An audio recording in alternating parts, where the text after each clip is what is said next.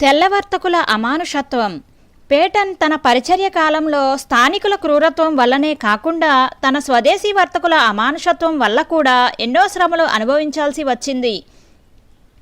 ఈ వర్తకులు అవినీతిపరులు, త్రాగుబోతులు. ఈ ద్వీపాలలోని వర్గాల మధ్య వైరాలు కల్పించి రక్తపాతం జరగడానికి స్థానికులను ప్రోత్సహించేవారు.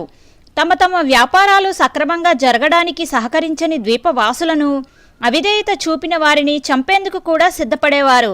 తమకు అడ్డం వచ్చిన వారిని సంహరించడం వీరి లక్ష్యం. ఇలాంటి దుష్టకార్యాలు చేయడంలో వారు ఎంతగానో అతిశయించేవారు. ఇలాంటి నీచకార్యాలు జరిగించేది తన స్వదేశీయులని చెప్పుకోవడానికి పేటన్ ఎంతో సిగ్గుపడేవాడు. ఇలాంటి వర్తకులు కొందరు టానా ద్వీపం చేరుకున్నారు.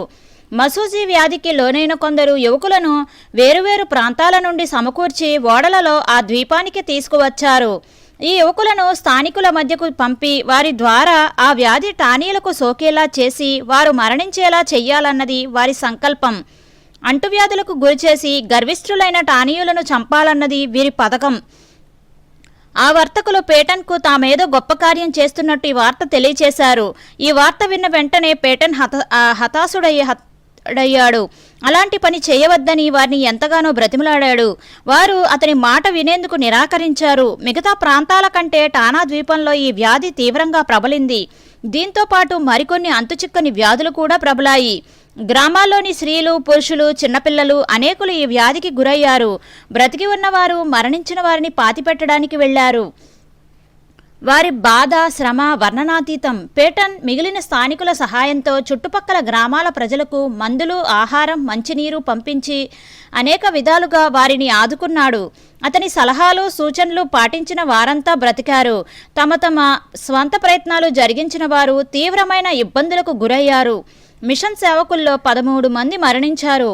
మిగిలిన వారు ప్రాణభయంతో జాన్ నాక్స్ అనే మిషన్ ఓడపై టానా ద్వీపం విడిచిపెట్టి అనీటియన్ ద్వీపానికి ప్రయాణమయ్యారు. అబ్రహాము కూడా వాళ్లతో కలిసి వెళ్లేందుకు సిద్ధపడ్డాడు. తనతోనే ఉండమని పేటన్ కోరడంతో అక్కడే నిలిచిపోయాడు. పేటన్తో కలిసి ఆ చీకటి ద్వీపంలో దేవుని కోసం పోరాటం చేయడానికి హృదయపూర్వకంగా అంగీకరించాడు. పేటన్ తన బృందంతో కలిసి టానాకు తూర్పున ఉన్న బ్లాక్ బీచ్ ద్వీపంలో పరిచర్య ప్రారంభించడానికి ప్రణాళికలు సిద్ధం చేసుకున్నారు. ఈ వ్యాధి ప్రబలడం వల్ల ఏర్పడిన గందరగోళం ప్రభావంతో ఆ ఏర్పాట్లు విఫలమయ్యాయి. ఈ ప్రాంతంలో పరిచర్య నిమిత్తం నోవా స్కాటియా నుంచి జాన్స్టన్ దంపతులు నియమించబడ్డారు. వారికి సహాయకులుగా వెళ్లిన స్థానిక సువార్థికుడి కుటుంబం అంతా ఈ వ్యాధి వల్ల మరణించడం వల్ల అక్కడకు వెళ్లి మిగిలిన వారంతా సేవ విడిచి తిరిగి వెనక్కి వచ్చేశారు. వ్యాధికి గురైన వారికి మిషనరీలందరూ కలిసి క్రీస్తు ప్రేమను బట్టి అనేక విధాలుగా సపర్యలు చేశారు. కానీ అజ్ఞానులు, మూర్ఖులైన స్థానికులు, విదేశీ శ్వేత వ్యాపారులు, మిషనరీలు ఒక్కటే అన్న భావం కలిగి ఉన్నారు. వ్యాపారులపై పగ తీర్చుకునే క్రమంలో మిషనరీలకు, వ్యాపారులకు మధ్య వ్యత్యాసాన్ని గుర్తించలేకపోయారు. వీరంతా తెల్లజాతివారు అన్న విషయం వారి మనస్సుల్లో పాతుకుపోయింది. ఈ సందర్భంలో బ్లాక్ బీచ్ ప్రాంతంలో పరిచర్య నిమిత్తం నియమించబడిన జాన్స్టన్ 1861 నూతన సంవత్సరం ప్రారంభం రోజున జరిగిన సంఘటన విషాదకరమైన రీతిలో మరణానికి దారితీసింది. ఆ రోజు పేటన్, అబ్రహాము, జాన్స్టన్లు ముగ్గురు న్యూ హెబ్రియన్లో రక్షణ కోసం తమ జీవితాలను దేవునికి సమర్పించుకుని తమ సంకల్పాన్ని దేవుని సన్నిధిలో నూతనపరుచుకున్నారు. ప్రార్థన ముగిసిన తరువాత తన ఇంటికి వెళ్లేందుకు జాన్స్టన్ బయటకు వచ్చాడు. దుష్టులైన కొందరు స్థానికులు పొదల చాటున దాక్కున్నారు. వారిలో 2 బలమైన కర్రలతో జాన్స్టన్ను చంపడానికి ప్రయత్నించారు. అదే సమయంలో పేటన్ పెంచుకుంటున్న 2 నమ్మకమైన కుక్కలు వారిపైకి ఎగిరాయి. వారు భయపడి పారిపోయారు. ఇలాంటి సంఘటనలకు పేటన్కు తరచూ అనుభవమే కనుక అతడు ఆ రాత్రి నిశ్చింతగా నిద్రపోయాడు. కానీ జాన్స్టన్ను ఈ సంఘటన తీవ్రంగా కలవరపరిచింది. ఆనాటి నుండి అతడు నిశ్చింతగా ఉండలేకపోయాడు. కలత, నిద్రలేమి వల్ల అతడు జనవరి 21వ తేదీన మరణించాడు. పేటన్కు సేవలో ముఖ్య సహాయకునిగా ఉండే స్థానిక నాయకుడు కోవియా మరణం అతన్ని తీవ్రంగా కలిచివేసింది. ఒకప్పుడు అతడు భయంకరమైన నరమాంస భక్షకుడు. పేటన్ ద్వారా క్రీస్తును అంగీకరించి అతనికి నమ్మకస్తుడైన కుడిభుజంగా మారాడు. ఇతని భక్తి జీవితాన్ని భగ్నం చేయడానికి కొందరు స్థానికులు అనేక విధాలుగా ప్రయత్నించారు. అనేక విధాలుగా లంచాలు ఎరచూపారు. నాయకత్వం నుండి తొలగిస్తామని, భూములు ఆక్రమిస్తామని బెదిరించారు. అతడు నాకున్న సమస్తాన్ని తీసేసుకున్నా నేను యెహోవా దేవుణ్ణి సేవించడం మానుకోను, మిస్సీని విడిచిపెట్టను అన్నాడు. ఒక సమయంలో పేటన్ తీవ్రమైన జ్వరంతో బాధపడుతున్నప్పుడు అతడు నమ్మకంగా పరిచర్యలు చేశాడు. ఇతడు తన అంతిమ దినాల్లో ఉన్నప్పుడు సహితం తన ప్రజల ఆత్మల పట్ల భారం కలిగి ఉన్నాడు. అత్యంత బలహీన స్థితిలో ఉన్న పేటన్ వద్దకు వెళ్ళి అతడు చేసిన ప్రార్థన అంధకారంలో నశించిపోతున్న తమ జాతి ప్రజల పట్ల ఇతనికున్న గొప్ప భారం మనం చూడవచ్చు. ప్రభువైన యేసు మిస్సీ జాన్స్టన్ మరణించాడు. మిస్సీ పేటన్ మిగిలిన సేవకులు బలహీనంగా ఉన్నారు. పరలోకపు తండ్రి, నీ సేవకులను ఈ దీవి నుండి తొలగిస్తావా? టానా ద్వీపవాసులు నిన్ను ద్వేషిస్తున్నప్పటికీ ఈ దేవిని విడిచిపెట్టవద్దు. వారి హృదయాలను నీ వాక్యం వైపుకు త్రిప్పుకో. క్రీస్తును ప్రేమించి వెంబడించే వాళ్ళనుగా వాళ్ళను మార్చు. టానా ద్వీపమంతా రక్షించబడేలా మిస్సీ పేటన్ను బలపరచు. ఒకప్పుడు భయంకరమైన నరహంతకుడుగా ఉన్న కోవియా చేసిన ఈ ప్రార్థన పేటన్ను తీవ్రంగా కదిలించింది. క్రీస్తు కృపను బట్టి ఇతని జీవితం సౌందర్యవంతమైన వెలుగు జీవితంలోనికి రూపాంతరం చెందింది. ఇతడు తన భార్య పిల్లలు మరణించిన కొద్ది కాలానికి మరణించాడు.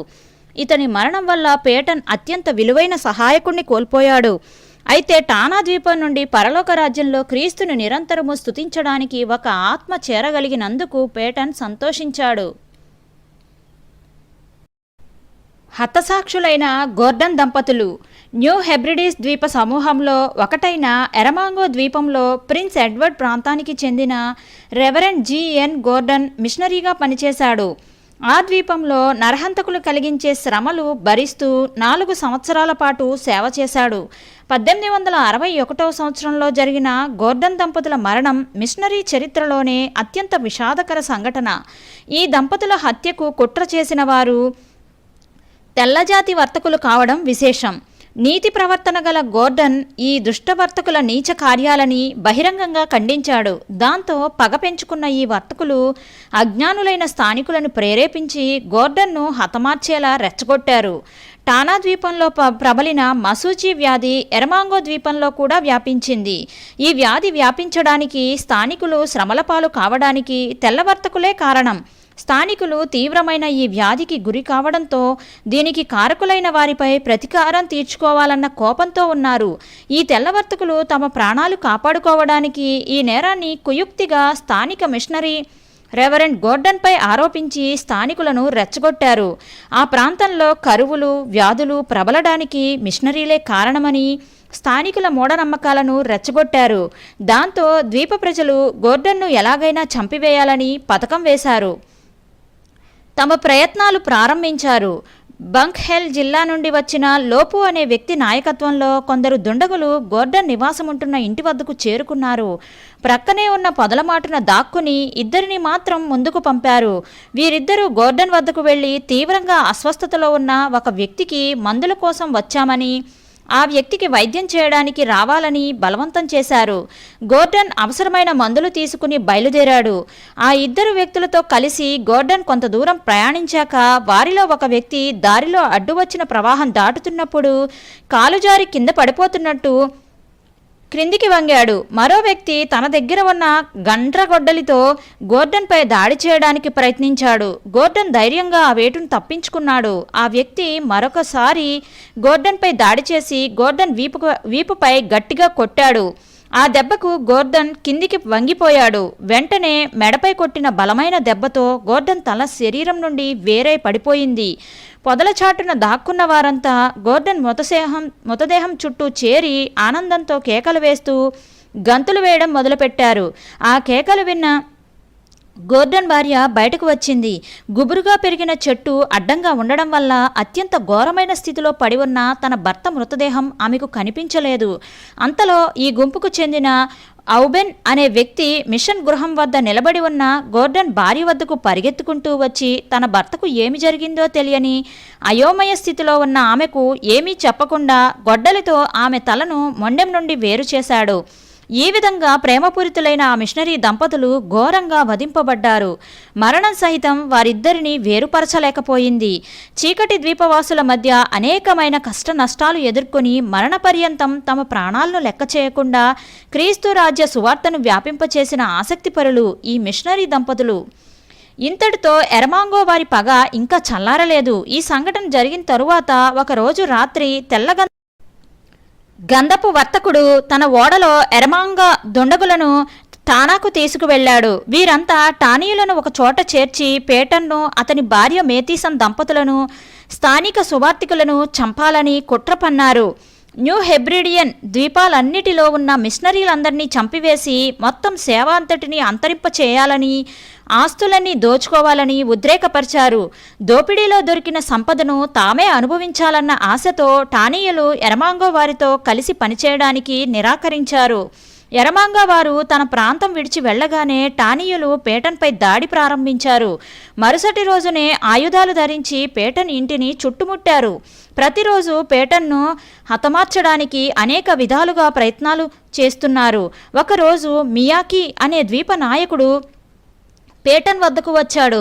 యెహోవా దేవుని సేవ వలన ఇక్కడి ప్రజలు అనేకమైన కష్టాలకు గురవుతున్నారని, అందువల్ల వారు పేటన్ను చంపాలని కోరుకుంటున్నారని చెప్పాడు. తాను కూడా అందుకే వచ్చానని చెప్పాడు. పేటన్కు ఆ ప్రాంతాన్ని విడిచిపెట్టవలసిన పరిస్థితి ఏర్పడింది. ఆ సమయంలో తాను జరిగిస్తున్న సేవను విడిచిపెట్టవలసి రావడం పేటన్ను తీవ్రంగా కలిచివేసింది. క్రీస్తు రాజ్య వ్యాప్తి నిమిత్తం శ్రమలను సహించిన వంశంలో పుట్టిన పేటన్ అలాంటి పరిస్థితిలో సేవను విడిచిపెట్టి తన పూర్వీకుల ధీరత్వానికి, క్రీస్తు నామానికి అవమానం కలిగించడం తగదని భావించి ఆ శ్రమలను ఎదుర్కొనడానికి సిద్ధపడ్డాడు. తన ప్రాణం సంహరించడానికి స్థానికులు సిద్ధపడిన వేళల్లో హృదయపు లోతుల్లో నుంచి బలమైన ప్రార్థనలు చేసేవాడు. కొంతకాలం వరకు సేవ ప్రోత్సాహకరంగా కొనసాగింది. 60 మంది వరకు ఆరాధనకు హాజరవుతున్నారు. వారంతా నిలకడలేని మనస్తత్వం గలవారు. వారిలో మియాకి అనేవాడు అత్యంత క్రూరమైనవాడు. తన దుష్ట మనస్సుతో ప్రతి విషయం పట్ల ద్వేషం కనపరిచేవాడు. ప్రక్కనున్న అనీవా ద్వీపంలోని కొందరు పొగాకు వర్తకులు ఈ మిషనరీల వలన తమ వ్యాపారం మందగించిందని భావించి పేటన్ను హతమార్చాలని పథకం వేశారు. కొందరిని సిద్ధపరిచి పేటన్ను తరిమి చంపవేయాలని పంపించారు. వారి నుంచి ఏర్పడిన ప్రమాదం నుండి పేటన్ను కాపాడడానికి సహాయం వేరొక రూపంలో వచ్చింది. అదే సమయంలో మిషన్ వారు చిన్న ఓడతో సహా మరో 2 పెద్ద యుద్ధ ఓడలు రేవు చేరుకున్నాయి. యుద్ధ ఓడలంటే స్థానిక ద్వీపవాసులకు అమితమైన భయం. పేటన్ను సంహరించాలని వచ్చిన మియాక్ వర్గం వారు భయంతో పారిపోయారు. ఆ యుద్ధ ఓడల నుండి కెప్టెన్ హ్యూమ్, డాక్టర్ గిడ్డీ అనేవారు దిగారు. పేటన్కు సంభవిస్తున్న ఈ ప్రమాదాలను, పరిస్థితులను గమనించి అతన్ని క్షేమకరమైన ప్రాంతానికి తరలించడానికి సిద్ధపడ్డారు. కానీ పేటన్ తన పరిచర్యను, తనతో ఉన్న మిత్రులను విడిచిపెట్టేందుకు అంగీకరించలేదు. వారు చూపిన ఆదరణ పట్ల అతని హృదయం కృతజ్ఞతతో నిండింది. ఈ విధంగా స్థానికులను ఎంతగా భయపెట్టినప్పటికీ వారు తమ పాత విధానాలను విడిచిపెట్టరని, వారు జీవితంలో స్థిరులుగా, నమ్మకస్తులుగా నిలబడాలంటే క్రీస్తు శక్తి ఒక్కటే మార్గమని పేటన్ బలంగా నమ్మాడు.